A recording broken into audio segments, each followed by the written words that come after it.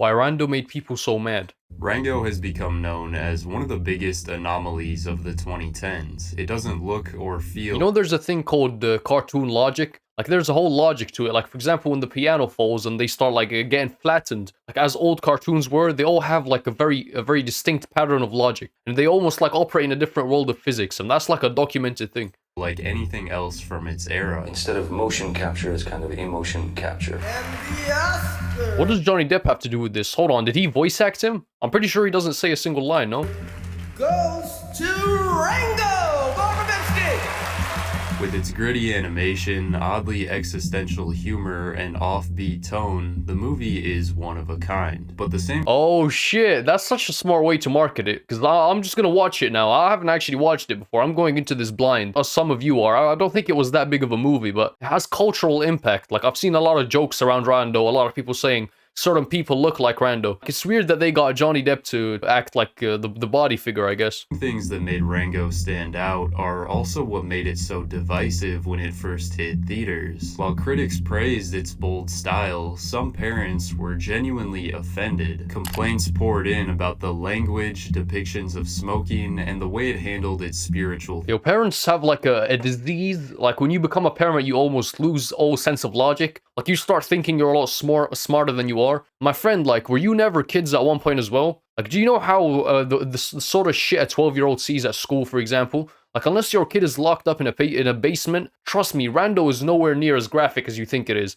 Like, I think when they say a movie's over 18 because it has a lot of gore or blood, I think that ranking should be reduced by 5 years. Like, genuinely. Like, they really think kids are like, never seen anything. Bro, when I was 13, I was seeing ISIS execution videos in school, like forcibly fed down my throat by my friends, bro.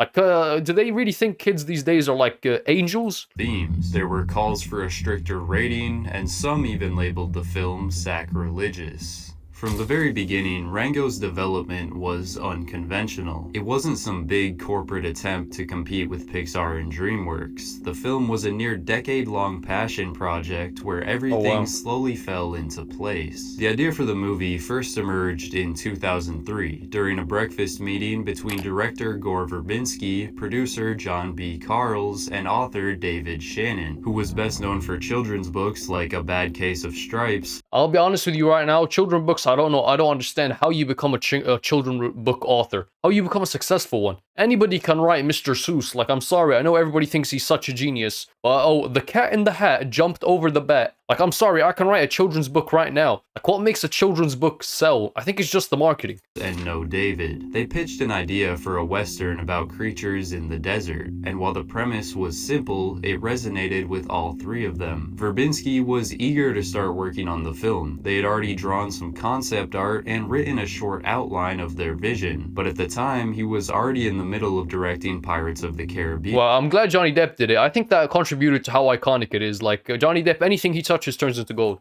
So he decided to hold off until he was done with the project. But Gore had no idea just how successful Pirates of the Caribbean would be, and after it ended up grossing Oh yeah, and there's like, they spend a stupid amount of money filming it. Like, it's one of the highest budgets movies ever. Like, I think it was the second or third one. over $600 million, they had to do more. He went on to direct the second and third Pirates films. By 2007, he had helped Disney create a billion-dollar franchise and gained extensive experience working with some of the top Is it just me? I've never watched any Pirates of the Caribbean film. Like, I'm really that clueless, aren't I? VFX artists in the industry. With that behind him, Gore Verbinski could revisit their rough idea from 4 years earlier, the one that would slowly take shape as Rango. I think when you make sequels, the danger is you fall into a trap of the known.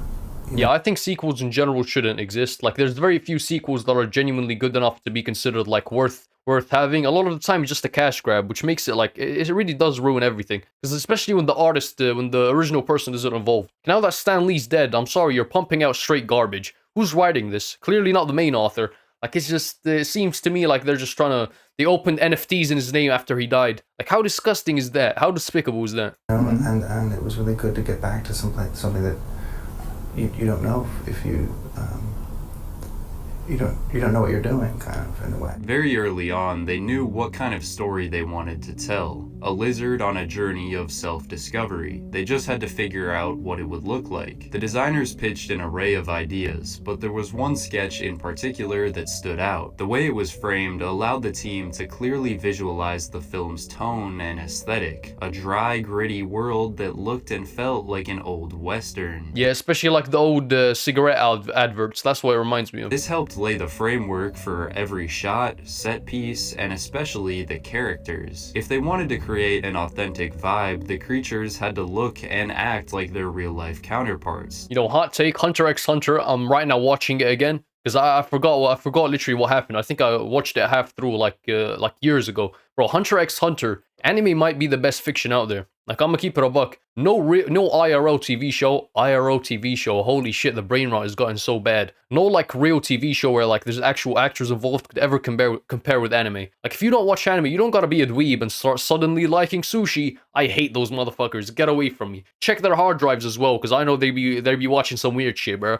If you watch anime and suddenly love sushi, like, bro, can you shut up? To some extent. They chose a chameleon as the main protagonist. The obvious reason was that chameleons use camouflage to blend in, and blending in was central to the film's themes of personal identity. That's crazy, because it's a similar thing with Spider-Man. Like, I think it's more movies are incorporating it, where they're making the characters more like human, you know? Back in the day, a lot of the movies were the Superman, and he never feels anything. But nowadays, like, it's a big reason why Spider-Man is such a big franchise. It's just this teenager who's going through heartbreak, who's doing this, is doing that. That's what's made some guy that can shoot webs out of his fingers. Holy shit, do not clip. Why am I doing it again, bro?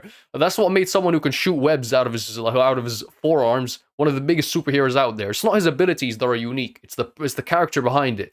Stan Lee. Additionally, the species was I think Stan Lee wrote Spider-Man. Aquatic chameleon, which meant it couldn't naturally survive in the desert, making him seem even more out of place. They also realized that chameleons move their eyes independently, which could be utilized to convey a wide range of different expressions. The mare character had to have been there for a long time, so tortoise immediately came to mind. They thought of a lizard that freezes up in a catatonic state like some lizards do, and desert rodents that burrow and emerge from the ground. The goal was to craft an ensemble of believable characters with realistic imperfections, where the audience could understand a lot about someone and their story just by looking at them. With the setting, it made sense that that's what Hunter x Hunter does so well. The character writing, man. Like, if you can't make characters that are genuinely lovable, the whole show's gonna collapse. Town itself would be built from found objects, scraps and junk repurposed into buildings and structures. For the cast, Johnny Depp was the first to come on board. He had already expressed interest in the role when Verbinski pitched the idea to him during the making of Pirates of the Caribbean 2. So when it came time to finally bring him on, it didn't take much convincing. So what did he do to convince you to do it? What was the pitch?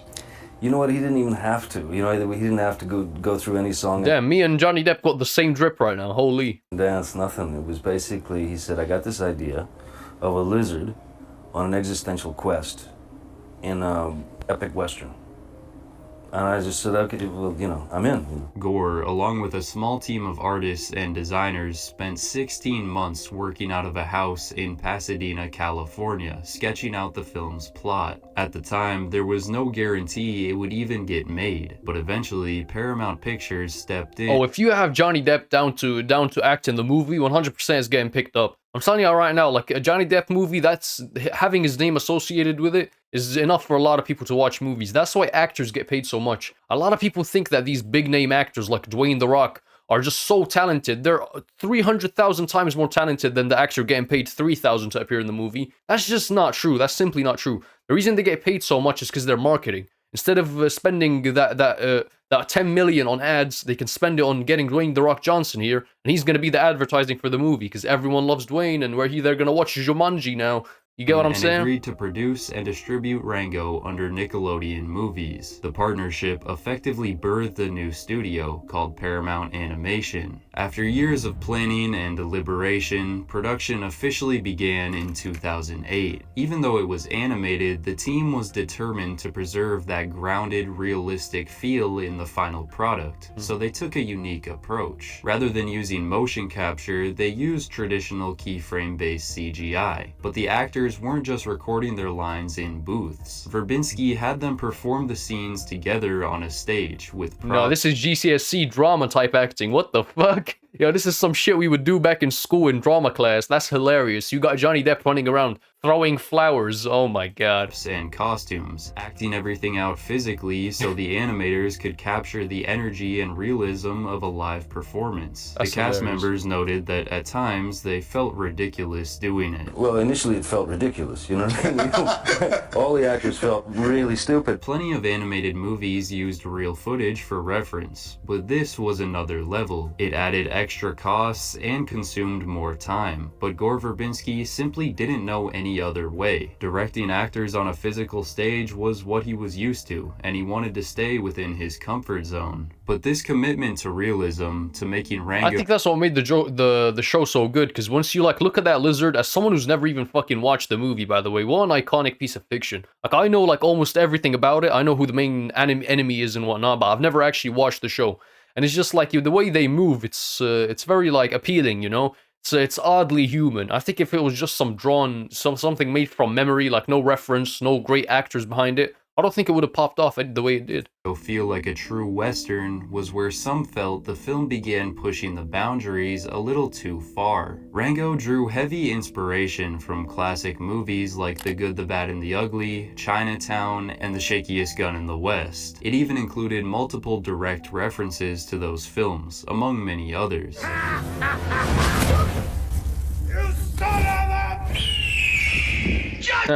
No, I think I have watched this. I think like back in school they must have put it like back in elementary school or some shit like that. I don't think my memory's that good, but I must have seen it before because it seems like I think I've seen it, but I wasn't really like locked in. In most movies from that era, especially westerns, characters were often seen smoking or drinking alcohol. Smoking reflected the historical presence of tobacco use in the Old West and its glamorization in Hollywood throughout the 20th century. The creators of Rango felt that a western movie without characters smoking wouldn't feel authentic. It was a key element of the western aesthetic. Additionally, they realized that most of the audience members who would actually catch the references were adults, so they gradually leaned into mature. Oh yeah, you realize looking back at like The Amazing World of Gumball and SpongeBob, yo, they were making hella jokes. Like I'm talking not even like full on body parts, full on like having references to sex. But this is a kids show. Like it's crazy looking back. Yeah, there's like I think that's an art in and of itself, appealing to both a young and older audience. Like you can genuinely rewatch SpongeBob 5 years later and catch things you didn't catch as a kid. Jokes, stronger language, and subtle nods. As the release date approached, it became more and more clear that they weren't making a standard kids movie. The directors, writers, producers, and actors were all determined to push the boundaries of what an animated film could be. And for better or worse, that's what they did. You might say I'm from everywhere there's trouble brewing and hell waiting to be raised. You might say I'm what hell's already raised up. Name's Rango. Rango officially premiered in March 2011, and for the most part, critics were impressed. The movie had a distinct visual style with fluid animation, and while the story clearly drew from many influences, it still felt fresh and inventive. It was funny, sincere, and by the end, genuinely God, if they make like 5 different sequels, I can already feel it coming. inspirational. I had such a great time watching this movie.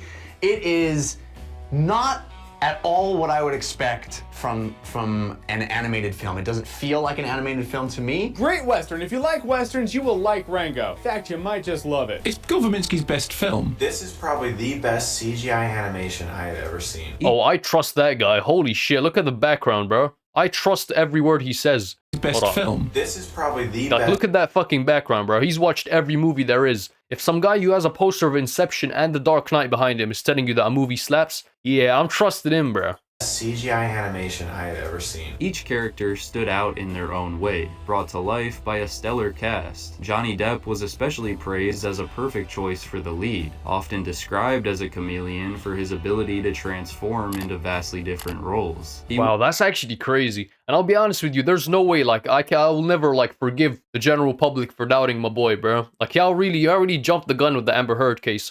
We really all thought that he was, like, beating her up and shit. Like, it was crazy, bro.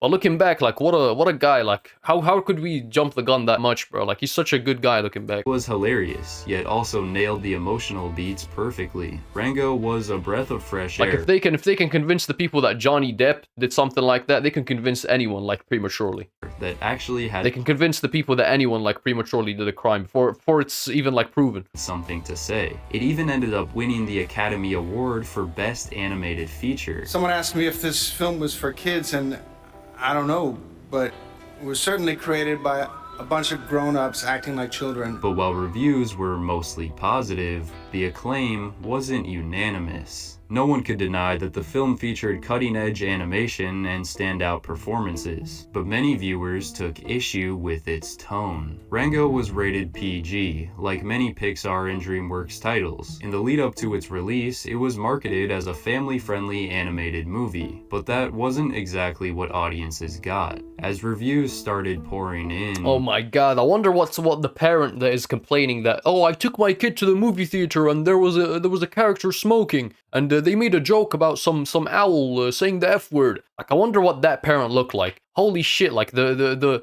soccer mom in its purest form. Like, holy, I feel bad for the kids, man. More and more parents were expressing their disappointment. They described it as having offensive language and suggestive comments. They used several curse words, there's a lot of crude behavior, also splattered uses of mild sexual content, including a reference to lesbians that my 11-year-old picked right up on. I think that's a bigger problem then. I don't think that's the show. If he picked up on a lesbian reference at the age of 11, yeah, he's getting that information from elsewhere.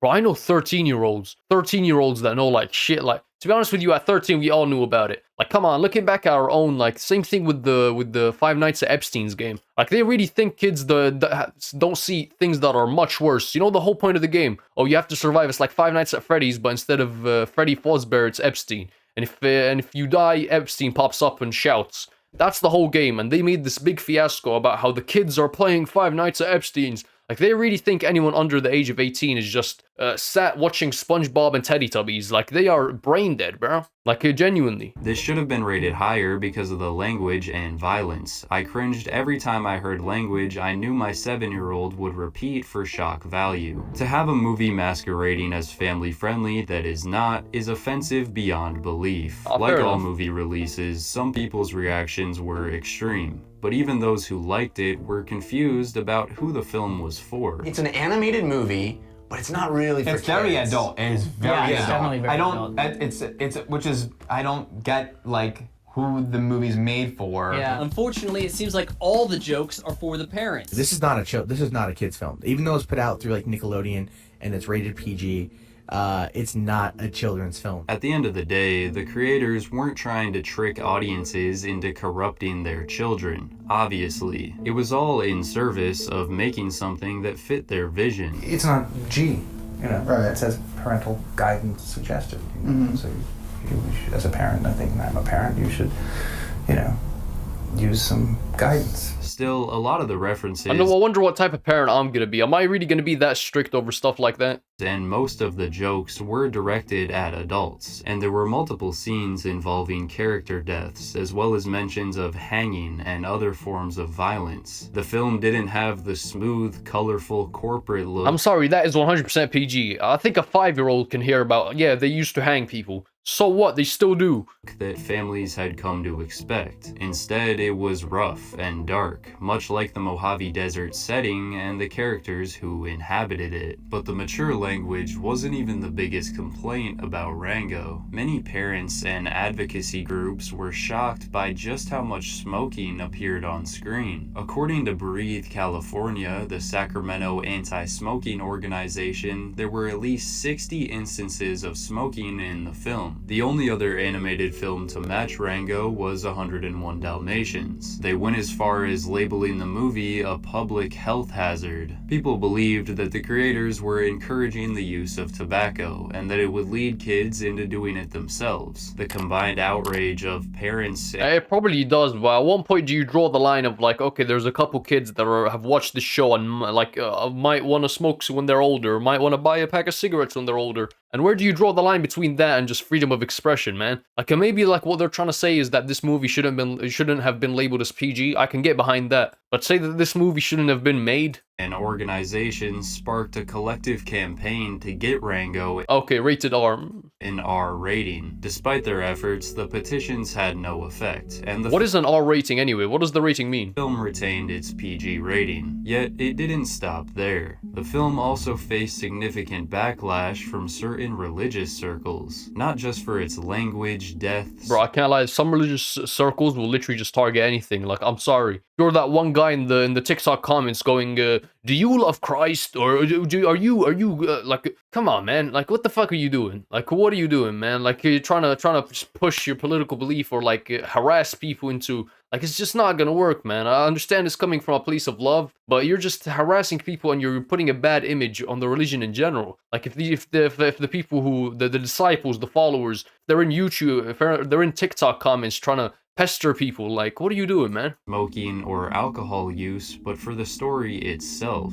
That goes for all religions, every single one of them. Rango's journey of including people who are atheists. Like, stop trying to push your beliefs on other people. Discovery, there are multiple mentions of a mythical gunslinger known as the Spirit of the West. This is my quest. He waits for me. What? Who? The Spirit of the West, amigo. Rango even has a spiritual encounter with the character near the end of the movie. The figure he meets is essentially a Clint Eastwood archetype, who appears as a quiet guide and mentor during Rango's lowest moment. He's referenced repeatedly throughout the film, with characters treating him as a godlike being. There's a scene where the animals gather around a fire, hold hands, and pray to him, ending with an amen. Thank you, Spirit of the West. Amen. Because of how the film frames this character, some online communities claimed it was mocking Christianity. Many of like just finding anything to get offended over, man. Imagine being that type of person. You will never live a happy life. Which gave it a moral rating of offensive. Additionally, the townspeople place their faith in the mayor, who manipulates the water scarcity to his advantage, stating that if you control the water, you control everything. Some viewers interpreted this as a metaphor for religious leaders using faith to control people and maintain power. In some spaces, that is just true. That's a fact. The movie became a target of moral panic with religion throughout history. No, I'm not saying, like, I'm not knocking religion. I'm knocking the people that have used it to manipulate people, to get people to do something. Yeah, when they wanted to mobilize a country to go attack, they would put it behind religion. Yeah, that's just a matter of fact. The churches would be like, oh, we gotta go fight, and we gotta go. What's it called when you go? What's it called when you go as a fight for religion? It's called like a crusade or something like that. Yeah, that's been anything to mobilize people. Claims that it was going to corrupt children. The movie is spiritual but worships the wrong god, the Spirit of the West, who actually appears in man form near the end of the movie. Many references to the way we worship Jesus, God, are used to worship this false god, with amen and hallelujah used frequently. I felt this movie has the potential to plant a seed in young viewers to associate religious leaders with the mayor, since they have used so many religious buzzwords with him, and I mean, come on. That's almost a good thing, is it not? Is that not 100% a good thing? And by the way, what is a religious leader? Okay, isn't Jesus dead already? What the fuck is a religious leader? No, your relationship with God should be personal. You shouldn't need a leader. You don't need a middleman to speak to God. Someone who's all-knowing. I need to go to a church and pay money to talk to God. Like, it's just... I'm fully disagree with any sort of religious leader anyway. possibly cause the kids to have a bad feeling about religion and its leaders, and that they may feel silly and stupid for believing in a fairy tale like that, because the ending does not glorify God, but rather sums it all up that spirituality is a hoax. Characters that have been identified as stupid, ugly looking, and just plain turn your stomach are shown praying and doing activities associated with Christianity. This movie by Nickelodeon seemed to be yet another subversive attack on religion, specifically Christianity, with impressionable children. I don't think if it is an attack on religion, I don't think it's purely on Christianity. Christianity is not the only religion where God appears in some sort of like physical form. As the target audience. I mean, could be, but I think it's an attack on religion in general. But I don't think it's necessarily like, I think critical thinking should be encouraged. They're not telling you religion is bad. They're giving you a scenario where religion has been used to manipulate people through the mayor of the story. I don't think we should suppress that. Like, well, what's the problem with suppressing that? If your religion truly is the truth, then I don't think some little story is going to deter people who are actually eager to find God. The reptile hero. And certainly no TikTok comment is going to make people change their ways and start becoming like...